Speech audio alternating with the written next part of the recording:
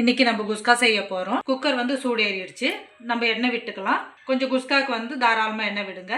2 பிரியாணி இலை, பட்டை, ஏலக்காய், லவங்கம், மீடியம் சைஸில் 2 வெங்காயம் எடுத்துன்னுக்கிறேன். வெங்காயம் வதக்கிறதுக்கோசரம் கொஞ்சம் உப்பு போட்டுக்கலாம். இந்த அளவுக்கு பொன்னிறமாக ஆகட்டும். 2 ஸ்பூன் சேர்த்திக்கலாம் இஞ்சி பூண்டு பேஸ்ட்டு. அவ்வளோதான், பச்சை வாசனை கொஞ்சம் போயிடுச்சு. இப்போ வந்து நம்ம தக்காளி சேர்த்திக்கலாம்.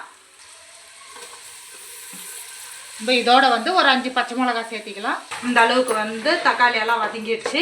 இப்போ நம்ம இதுக்கு வந்து மசாலாங்கெல்லாம் சேர்த்திக்கலாம்.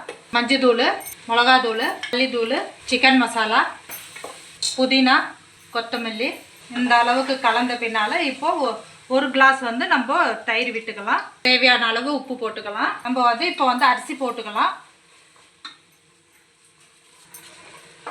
இந்த கிளாஸில் வந்து நான் 1.5 கிளாஸ் அரிசி போட்டுன்னுக்கிறேன். நம்ம வந்து 3 கிளாஸ் தண்ணி விட்டுக்கலாம். 3 கிளாஸ் தண்ணி விட்டாச்சு. இப்போ இந்த டைமில் வந்து நீங்கள் உப்பு செக் பண்ணிக்கோங்க. கம்மியாக இருந்தால் போட்டுக்கலாம். அவ்வளோதான். நம்ம இப்போ குக்கர் மூட போகிறோம். நம்ம கொஞ்சம் கசூரி மேத்தி மேலாக போட்டுக்கலாம். ஒரு 2 ஸ்பூன் வந்து நெய் விட்டுக்கலாம். நம்ம குக்கரை மூடிட்டு ஒரு 2 விசில் வந்து வச்சிடலாம்.